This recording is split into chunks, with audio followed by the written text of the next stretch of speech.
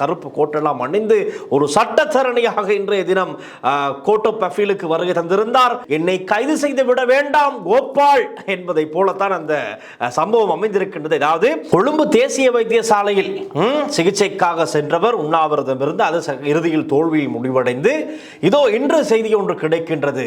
அவருக்கு இருதய அறுவை சிகிச்சை ஒன்று செய்யப்பட்டதாக. லங்காஸ்ரீ நேயர்களுக்கு வணக்கம். லங்காஸ்ரீ நியூஸ் இன்சைட் தமிழ் நிகழ்ச்சியுடன் இணைந்திருக்கிறீர்கள். இன்று நீண்ட நாட்களுக்கு பிறகு கோட்டாபய ராஜபக்ஷ முன்னாள் ஜனாதிபதி 2022 மக்கள் போராட்ட மக்கள் தன்னெழுச்சி ஆர்ப்பாட்டத்தின் மூலமாக ஜனாதிபதி பதவியில் இருக்கும் போதே இந்த நாட்டில் இருந்து விரட்டப்பட்ட ஜனாதிபதி Gotabaya Rajapaksa Colombo appeal court of appeal மேன்முறையீட்டு நீதிமன்றத்திற்கு வருகை தந்திருந்தார். அவர் மாத்திரமா வருகை தந்தார், அவருக்கு ஆதரவாக அவருக்காக வாதாடி அவரை இந்த வழக்கிலிருந்து எப்படியாவது காப்பாற்ற வேண்டும் என்ற நோக்கத்திலே நாமல் ராஜபக்ச வருகை தந்திருந்தார். அதுவும் அந்த கருப்பு கோட்டெல்லாம் அணிந்து ஒரு சட்டத்தரணியாக இன்றைய தினம் கோர்ட் ஆஃப் அப்பீலுக்கு வருகை தந்திருந்தார். ஜனாதிபதி சட்டத்தரணி அலி சப்ரி, சாகர காரியவசம் அவருடைய கட்சியில் SLP கட்சியிலே சாகர காரியவசம், அதே போல ஒன்றிணைந்த இந்த கூட்டணி எதிர்கட்சியின் தலைவர் GL பீரிஸ் அவரெல்லாம் வருகை தந்திருந்தார். இப்படி அது மாத்திரமல்ல, அவருடைய கோட்டாபய ராஜபக்சனுடைய ஆதரவாளர்களும் இன்று நீதிமன்ற வளாகத்திற்கு அந்த கட்டிடத்துக்கு முன்னால் நின்று இன்றைய தினம் அமைதியாகத்தான் இருந்தார்கள். எந்த விதமான ஆர்ப்பாட்டமும் இல்லை, அமைதியாக இருந்து அவருடைய அந்த ஆதரவை வெளிப்படுத்துகிறார்கள். பின்னால் நன்றாக குனிந்து இப்படி இடுப்பை மடித்து குனிந்து வணக்கம் செலுத்தி அவ்வளவு ஒரு மரியாதையை காணக்கூடியதாக இருந்தது. இப்பொழுது நீங்கள் காட்சிகளை பார்க்கின்றீர்கள். இதுதான் அந்த காட்சிகள்.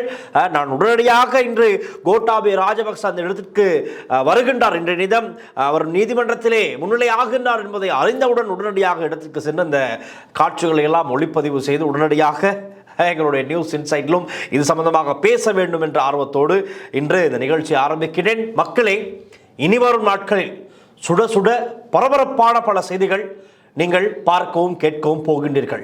ஆகவே அங்கிங்கு செல்ல தேவையில்லை. முழுமையான உடனுக்குடன் அனைத்து உண்மை விவரங்களையும் தெரிந்து கொள்ள ஒரே இடம்தான் இந்த லங்காஸ்ரீ யூடியூப்.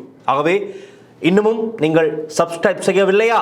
இப்பொழுதே இந்த காணொலியை பார்ப்பவராக நீங்கள், ஆனாலும் நீங்கள் ஒருவேளை சப்ஸ்கிரைப் செய்ய மறந்திருக்கலாம், உடனடியாக சப்ஸ்கிரைப் செய்யுங்கள். அதே போல உடனுக்குடன் நாங்கள் அப்லோட் செய்கின்ற ஒவ்வொரு காணொளிகளையும் உங்களுக்கு பார்க்க வேண்டும் என்றால் அருகில் இருக்கின்ற பெல் ஐகானையும் கிளிக் செய்து வைத்துக் கொள்ளுங்கள். அப்படி என்றால் நாங்கள் போடுகின்ற உடனுக்குடன் உங்களுக்கு தருகின்ற செய்திகளை உங்களுக்கு நோட்டிபிகேஷனாக தெரிந்து கொள்ளக்கூடியதாக இருக்கும் என்பதையும் சொல்லிக்கொண்டு, என்ன ஆனது கோட்டாபய ராஜபக்சனுடைய இன்றைய இந்த வழக்கு, அதாவது என்னை கைது செய்து விட வேண்டாம் கோபால் என்பதை போலத்தான் அந்த சம்பவம் அமைந்திருக்கின்றது. அதாவது CID பணிப்பாளர் ஷானி அபேசேகர தான் இப்பொழுது இந்த ஈஸ்டர் தாக்குதல் சம்பந்தமான விசாரணைகள் மும்முரமாக முன்னெடுத்து செல்கின்றார். அதாவது CID என்றால் CIDயில் ஒரு விசேட விசாரணை குழு ஒன்று இருக்கின்றது. இருப்பினும் CID பணிப்பாளர் ஷானி அபேசேகர மேற்பார்வையில் தான் எல்லாமே நடக்கின்றது.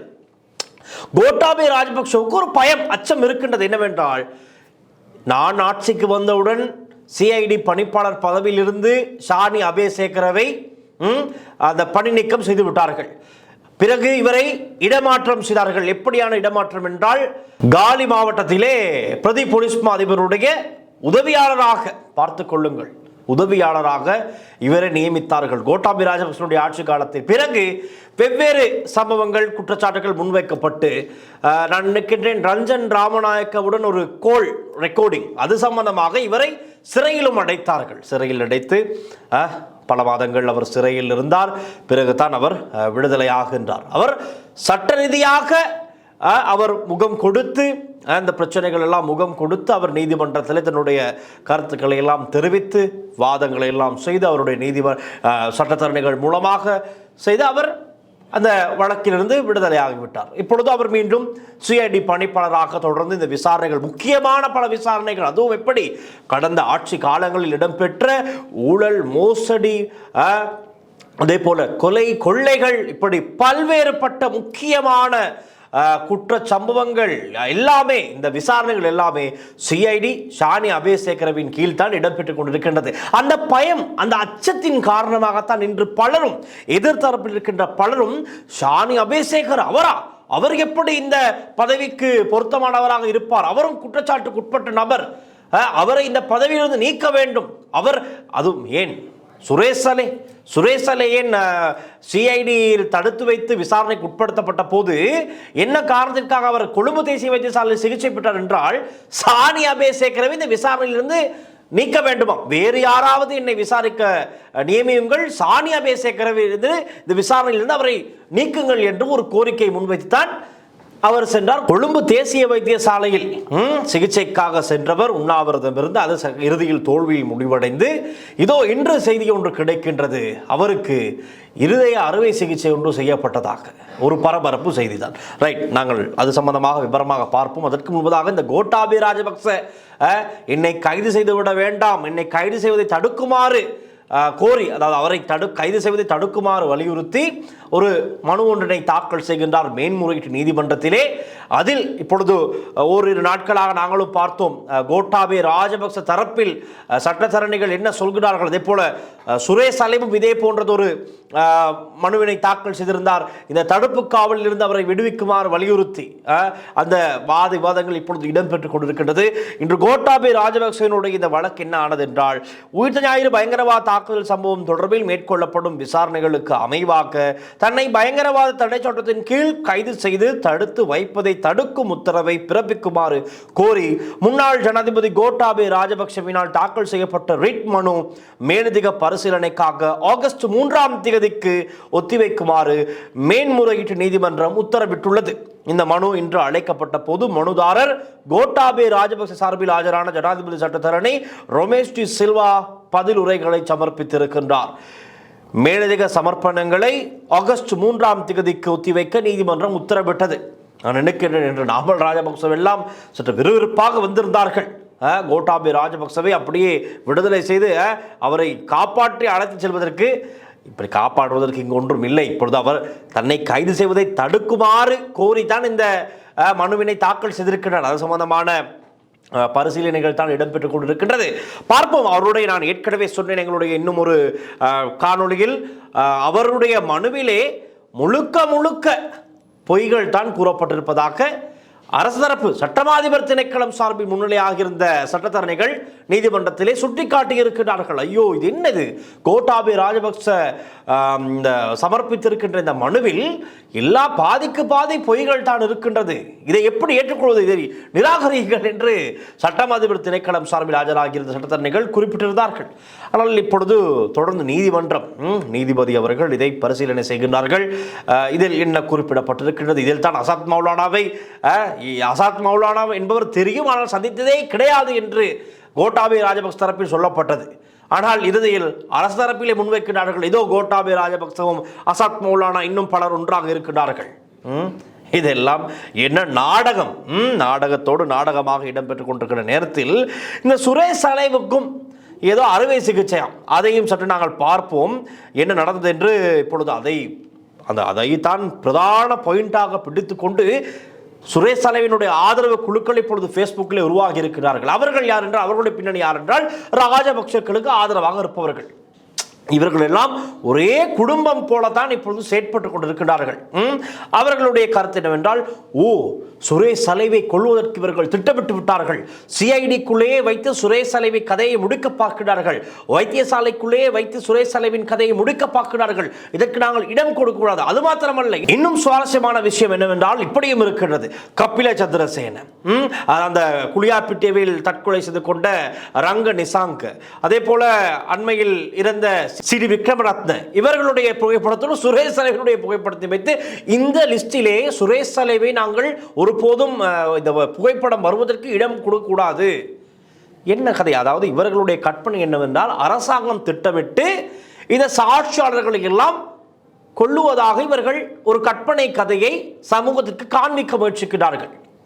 இவர்களுடைய கதைகளை சமூகம் நம்புவதாக இல்லை. அதற்கு கீழே சென்று கமெண்ட்ஸ்களை பார்த்தால் தெரியும். நிறைய சிங்கள மொழி பேசுகின்ற மக்கள் அந்த போஸ்ட்டுக்கு எதிரான கமெண்ட்ஸ்களைத்தான் பதிவு செய்கிறார்கள், தெளிவாகத்தான் இருக்கிறார்கள். இருப்பினும் இவர்களுக்கு ஒரு இன்பம் இதிலே இப்படியான பதிவுகளை போட்டு இவர்களாக ஒரு இன்பம் காணுவதைத்தான் எங்களுக்கு அவதானிக்கூடியதாக இருக்கிறது. ரைட், நாங்கள் இந்த சுரேஷ் சலையினுடைய இந்த உடல்நிலை சம்பந்தமான அப்டேட் என்ன என்பது குறித்து பார்ப்போம். அவருக்கு சமீபத்தில் இதய அறுவை சிகிச்சை செய்யப்பட்டுள்ளதாகவும் இதய துடிப்பை கண்காணிக்கும் ICD கருவி பொருத்தப்பட்டுள்ளதாகவும் நீதிமன்றத்தில் தெரிவிக்கப்பட்டிருக்கின்றது. இது நீதிமன்றத்தில் தெரிவிக்கப்பட்ட கருத்து.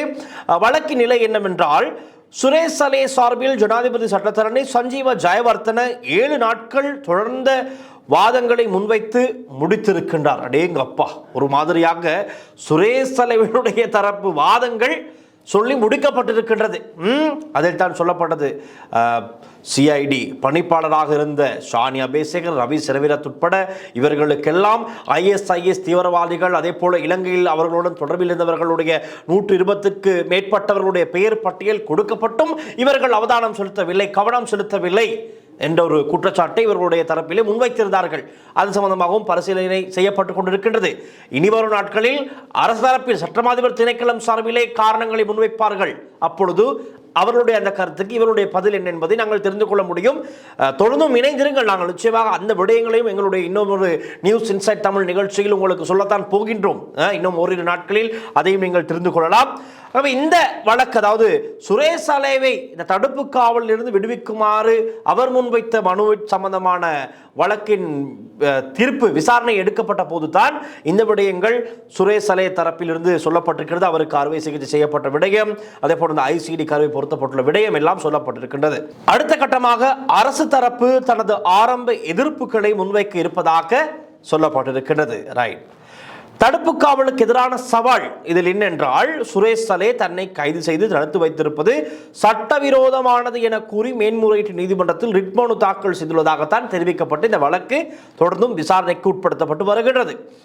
2016 ஆண்டிலேயே இலங்கையில் இஸ்லாமிய தீவிரவாத அச்சுறுத்தல் குறித்து பாதுகாப்பு அமைப்புகளுக்கு சுரேஷ் சலே எச்சரிக்கை வழங்கியதாக சுரேஷ் சலேவினுடைய தரப்பினர் தொடர்ந்தும் வாதம் செய்து வந்தார்கள். அதே போல கன்செப்ட் பேப்பர் சமர்ப்பிப்பதாக கூறப்படும் ஒரு சம்பவமும் இதில் இருக்கின்ற தகவல் ஒன்றும் அதையும் நாங்கள் பார்க்கலாம்.